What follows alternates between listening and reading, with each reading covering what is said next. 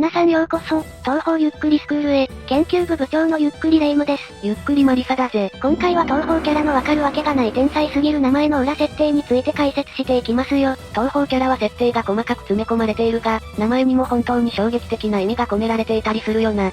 意外なキャラとのつながりや、実は怖い設定もあったりするので楽しみにしていてください。もし面白そうだと思ったらこの研究部に入部してくださいね。また、高評価だけでも押してくれるとモチベーションにつながるのでお願いするぜ。それでは早速授業開始です。ではまずはじめに紹介するのは東方心霊病中ボス及び4面ボスの覚醒画です。ランカブ1周年イベントまさかの抜擢キャラ。それにしても中国の仙人らしくちょっと難しい名前だよな。そう、彼女は中国から来た邪仙で、ズンさん曰く一番仙人っぽいキャラとのこと。仙人って確かに変わった人多いもんね。しかし意外にも巫女曰く師匠と言っていて、邪仙ながらすごい実力の持ち主。そんな彼女のまず名字なんですが、なんとカクさんという少年と結婚したことから名字がカクとなったのです。聖賀姉さんまさかの人妻？実は結婚する前はたけしという名字の娘だったようですよ。ただし実際には中国では、古来から現代に至るまで夫婦別姓制で結婚しても女性は実家の姓を名乗っています。中国の古い制度では夫の姓の後に自身の姓を加えるとのこと。まさかの覚醒画の覚がもともとお付き合いしていた男性の名字だったとは意外すぎたぜ。そんな彼女の通称は聖賀にゃんにゃんと言われています。ちなみに自分のことは覚醒画で名乗っていますよ。この可愛らしいにゃんにゃんというのは、同郷の女神の呼び名のことです。ちなみに幻想郷の同郷というのはざっくり言うと、不老不死になって気楽に長く生きようぜって感じだぜ。聖賀は豊里耳の巫女の力に惚れ込み同郷を教えたことからもこの通称が与えられたのでしょう。また都義家の操り主であり、彼女をキョンシーにした張本人であると思われます。そんな彼女は義家のことを腐ってて可愛いと言っていますよ。霊夢部長もそんな感じだよね。それって褒めてるのディスってるの？では次に紹介するのは川城ニトリです。ニトリは妖怪の山に住むカッパ。初登場は東方風神録のステージ3道中です。幻想郷のカッパは技術力が高く、写真機や電話機なども作れるほどの技術力を持っていますよ。実は姫街道旗手のガラケーもカッパ製らしいぜ。そんな川城ニトリの名前の秘密なんですが、まず名字は川白から来ていると思われます。なんだその川白っていうのは？川白というのは簡単に言うとカッパの昔の呼び名のことです。ほう、昔のカッパの名前なんだね。と入っても川白とカッパは全くの別物ですね。日本ではカッパとされることが多いのですが、西遊記の沙悟浄は、中国では川白とされることが多いんですよ。へえ、沙悟浄はカッパというよりは川白が正解だったのか。ただし、西遊記の原点では川白とは言っていませんので注意されたし、そして、カッパの語源は川白だという説があるのですが、根拠が薄く全くと言っていいほど支持されていないのです。ちなみに1400年前のカッパや天狗を知る豊里耳の巫女の話によると、当時と幻想郷のカッパや天狗は生態や姿が随分と違うものらしいですね。もしかしたら1400年前のカッパは川白の性質が強かったのかもしれませんね。ということは、ニトリは1400歳以上になるかもしれないのか。まあカッパたちのリーダー格なのでそれぐらいあってもおかしくはないでしょう。またニトリとは芥川龍之介の小説カッパの一節の、そのうちにやっと気がついてみると、僕は仰向けに倒れたまま、大勢のカッパに取り囲まれていました。から来ているのではと思われています。ニトリってそこから取られたの？それにしても完全にお値段以上から来ているのかと思っていたぜ。そう、家具の品揃えもいいしホットドッグが美味しいんですよ。それイケアだろ。さて次に紹介するのは東方漢樹伝の6面ボスを務めた純子です。恨みに純化された霊であり、すでに自らが何者なのかという情報すら必要としなくなっていました。そこまで恨むほどの悲しき過去を持っているんだよな。純子について気になる方はこちらを見るといいぜ。そんな威圧感を表すために名前のフォントも他よりも大きくしているようですね。本当だ、他のキャラよりもなんかまがまがしさを感じるよね。そんな彼女の能力は純化する程度の能力。これはズンさんによると、言ってしまえば神の力で物に名前がつく前にあった純粋な力。名前がついてしまったら、神としての性質はなくなる。その純粋な部分をずっと持っているし、他に与えることができる。とのことです。なんだかかなり難しい能力だな。これは書籍東方光林堂の森近林之介が言った言葉が最も近いとのこと。霊夢が化石になる前の石を拾った際に林之介が言ったことは、化石というのは石となった骨の元の動物に名前を付けた石のことなんだ。生きている時の動物に名前が付いて初めて化石となるんだよ。それまでは名前がないので化石と区別がないに等しい。つまり名前も何もないものこそが純粋というわけでしょう。なので、純子にも二つ那覇ありません。おそらく、純子という名前もズンさん的には与えたくなかったのではと思われますね。キャラクター上親しみを持ってもらうためにつけたってことか。実際に名字はありませんしね。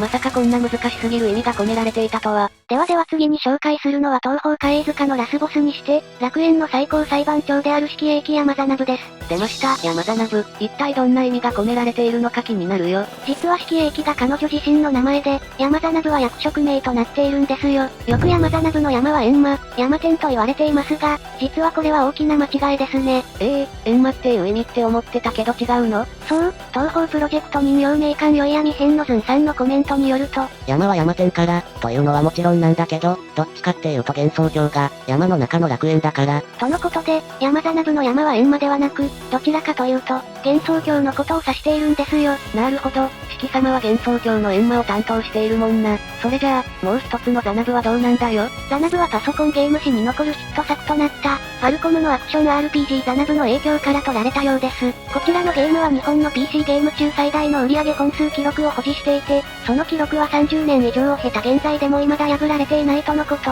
そんなすごい PC ゲームがあったのか、というか名前の由来が予想外すぎたよ。そして式というのは、貝塚の式の花々が全て作為編の話のことを指していると思われます。また式法廷といって、イギリスで年4回改定されていた高等裁判の能とも表していると思われますね。こんなん誰がわかるんだよ。ズンさんがどれだけ博識な方なのかがよくわかりますよね。は映るという意味ですが、これは上張りの鏡のことを指していると思われます。上張り鏡とは、閻魔が亡者を裁くとき、善悪の見極めに使用する地獄に存在するとされる鏡ですよ。まさに地獄のような道具ってことね。それでは次は動かない大図書館のパチュリーノーレッジについて解説しますね。パチュリーは動かない大図書館と言われるほど本が好きで、コウマ館の地下にある大図書館にずっといることから目が悪く、体も貧弱なんだよな。でも非争点などで浜道商両手でも父からいっぱい叩いていますがね。幻想郷の貧弱派外の世界で花見。しかしそんなパチュリーはアリスや白蓮のような後天的の魔法使いではなくて、生まれた時からの魔法使いという天性の才能を持ったすごいキャラなんですよ。魔法を使う程度の能力では、オリジナルを尊重しそこにさらにオリジナリティを付加して残すという魔法使いの誇りから、中国由来の思想である御用を取り入れた魔法を使いこなしていますよ。パチュリーさん西洋の魔法使いなのにね。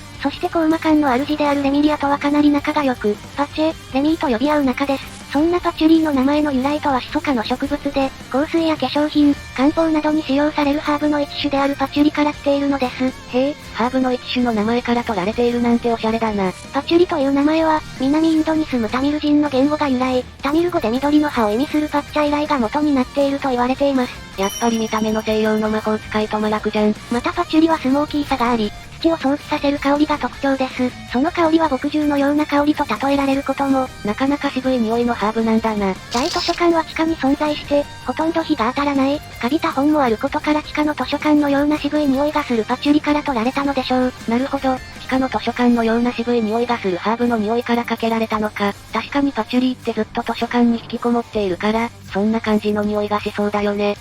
これは従者の小悪魔がお風呂の世話をする出番では？二次創作がはかどりますな。ということで次に紹介するのは幻想郷の賢者である八雲ゆかりです。八雲ゆかりは、幻想郷最古参の妖怪で幻想郷の教会を操る能力を持つ実力者だよね。また八雲蘭という式神を従えていて、その八雲蘭も式神を使うことができ、ジャッキーチェンを従えています。ジャッキーチェンの方が蘭より強いんとちゃう？また東方界隈において、隙間妖怪という通称で呼ばれることもありますが、基本的に種族名はありません。つまり原作ではなくてあくまで二次創作での通称ってことか。八雲ゆかりの8というのは八百万の神のことを表しているようですね。だから、八坂かな子や、八心栄林には名字の最初に8がつくのね。その通りです。そして彼女たちは胸がでかくなりがち。その情報ハイマハイから。また東方界でも有名な都市伝説の一つ、気風クラブで登場するマイリベリーハーン同一人物説とのつながりも名前でわかるんですよ。気風クラブは、東方プロジェクトの音楽 CD シリーズにおいて登場するオカルトサークルで、マイリベリーが発音しにくいためメリーとレンコから名付けられ、フ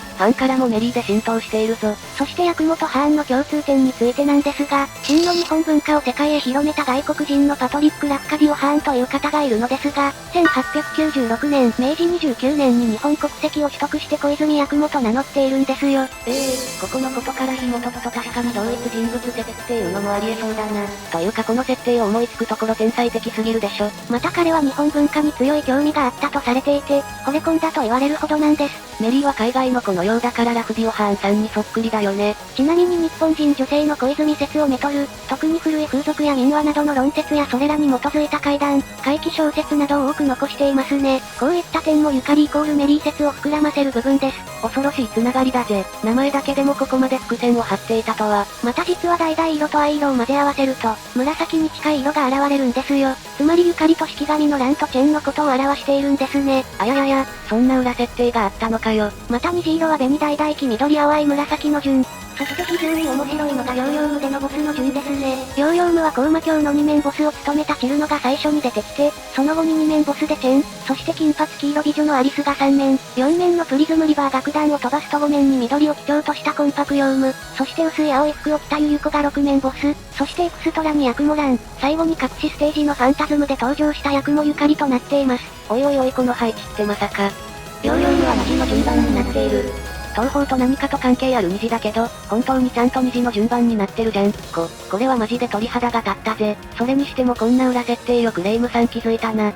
ある意味隙間妖怪と呼ばれているので、いやただの暇人じゃん。それでは次に紹介するのは東方高魔教の5面ボスを務めたイザヨイ咲夜です。主人である吸血鬼のレミリア・スカーレットのメイド長を務めていて、高魔館では唯一の人間でもあります。それにしても妖怪たちが住む高魔館にメイド長として働いているんだ。悪魔が住む高魔館で働き、吸血鬼たちに信頼されているのかは謎です。これについては公式書籍の東方部門式によるとホムンクルス説や、実はゾンビ説など幻想郷でも色々考察されているのですが、有力な説が一つあるんですよ。それは、咲夜が元ヴァンパイアハンターという説です。そう考えられる理由は、彼女の使う銀のナイフは吸血鬼を仕留めるためのナイフであることと、高魔館の主人レミリアの持つ能力です。ほうほう、それは一体どういうことなんだよ。彼女は吸血鬼を退治するために人里離れて修行していました。普段は小さな悪魔を仕留めて鍛えていましたが、吸血鬼にはまだ手を出していなかったとのこと。咲夜は自分の能力に絶大な自信を持っていて、徐々に力を失いつつあった吸血鬼なら自分でも簡単に仕留められるだろうと思って、吸血鬼探索の旅に出たのです。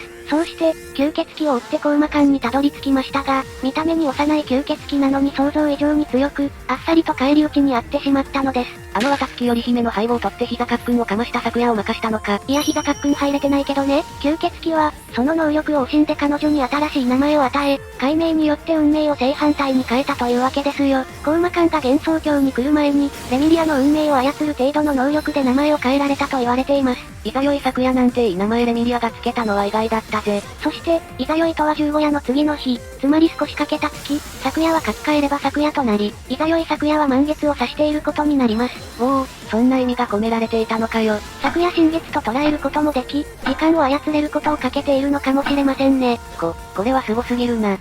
ネーミングセンスバグってるレミリアがまさかこんないい名前つけたなんて。間違いない。ということで次に紹介するのは、東方高魔教のエクストラステージボスを務めたフランドール・スカーレットです。10代前半のような幼い見た目とは裏腹に、妖怪だけに長命で、少なくとも495年以上生きているようだぞ。とは言っても妖怪の中では非常に若い部類なのは間違いないですね。愛くるしい見た目ではあるんですが、性格的には少々気が触れている上に本人も引きこもり気味だったことから外には出してもらえず、その大半を高魔館の地下室で過ごしてきたというまさに箱入り娘ちゃん。これはファンの間で閉じ込められているという噂もあったりと、未だ謎が多いところでもあるぞ。東方文化庁によると、情緒不安定なので、通常は館の外に出してもらえないようですね。とはいえ、吸血鬼というものは外に出ることはなく暗い場所を好むはずなので意外とそれが普通なのかもしれません。姉のレミリアがやたら活発だからそう見えちゃうよね。そんな彼女のフランとは、おそらくブラン城から来ているのではと思われます。ブラン城って確か吸血鬼の住む城だよね。そう、ブラン城はルーマニアにある城の一つで、当時のワラキア公国の所有物だったお城です。このブラン城にドラキュラ公ことブラド・ツェペシュブラド3世がいたと伝えられていて、彼こそがブラム・ストーカーの小説ドラキュラのモデルと言われています。もともとルーマニアにあったワラキア公国はオスマン帝国の属国としてその地位を守っていましたが、その地位をないがしろにされたことがありました。そのことに激怒したブラド3世は、オスマン帝国からやってきた人たちを串刺しにしたのです。あわわわわわ、マジでそんなことをしていた時代があったのか。そして姉のレミリアはツェペシュの末裔と名乗っています。このことからルーマニアの吸血鬼伝説つながりでフランが付けられたのではと思われますよ。納得感がヤバすぎる。というかレミリアは本当にブラド・ツェペシュの血を引いているのか？そのことについてなんですが、制作者ズンさん曰く引いてないとのことです。初登場から嘘つくレミリアお嬢様お茶目すぎでしょ。またフランと呼ばれる英国料理の見た目がプリンのようなお菓子があるんですよ。卵をベースにした料理で、円の開いたペストリーまたはスポンジベースに甘いものまたは美味しいものが入っています。このことからフランはプリン好きという二次創作も見られますね。なるほど、二次創作者さんよく調べられているな。その通りですね。ちなみになんですが、東方プロジェクトとキュアメイドのコラボカフェではレミリアにプリンのスイーツが担当されています。別にそんなことまで解説しなくていいから。それでは最後に東方プロジェクトの主人公である白霊霊夢の名前の秘密を解説しますよ。白霊霊夢は外の世界と幻想郷の境にある白霊神社の巫女さんです。本業は巫女だが異変解決を生りとしていて、数々の妖怪や神様を退治してきたんだよな。そう、空を飛ぶ程度の能力や白霊の巫女としての能力を持っていて、幻想郷の数々の異変を解決している人間の一人ですね。彼女の性格は春のようにとても陽気で、その分危機感に欠けるところがあります。妖怪退治が仕事であるため、妖怪に対しては厳しい見方もすることも。制作者ズンさんからは一番ラスボスっぽいキャラかもと言われるほどです。前回の授業で習ったガキ系中のラスボスが完全に主人公だったもんね。そんな数々の異変を解決してきた霊夢は空を飛ぶ程度の能力を持っているのはご存知でしょうが、実は幸運と勘という能力もあるのです。これは東方降臨道で大きく判明しました。確かマリサと共にチンチロをしていた時に発言していたよね。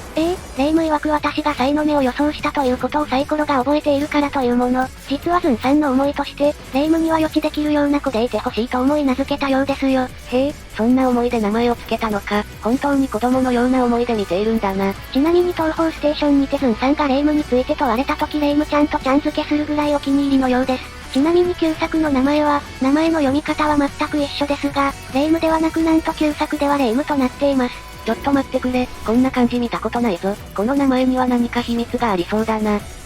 この霊夢には実はものすごい真の意味があるんですよ。霊というのは霊プラスカンナギで成り立っています。霊は運から雨が滴り落ちる象形です。父の象形と、神を祀る区切りの中で人が両手で細部を捧げる象形から、祈りの言葉を並べて雨乞いする巫女を意味し、そこから、神の心、巫女を意味する霊という漢字が成り立ちました。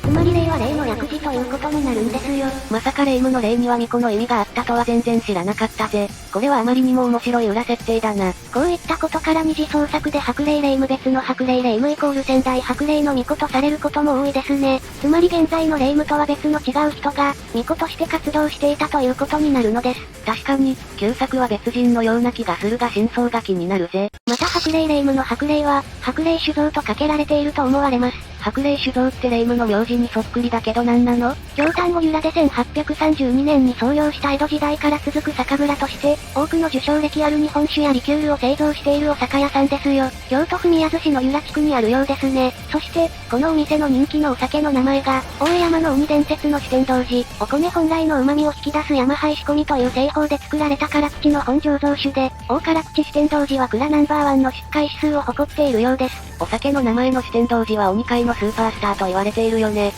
鬼は本来死者の魂で、人に災いをもたらすものであり、荒々しく不気味な妖怪であり、人間とは相入れない存在だったのです。ところがどっこい四天童寺の登場で、鬼は人間に近い存在になったようですね。そんな四天童寺は伊吹童寺とも呼ばれるので、白霊神社に住み着く鬼の伊吹スイカのつながりが見られますね。おお、恐ろしいほどの裏設定。確かスイカは水無双の異変以後、霊夢を気に入ってか白霊神社で過ごす姿がたびたび見られていて、東方思想展では壊れた白霊神社の修復に力を貸しているんだよね。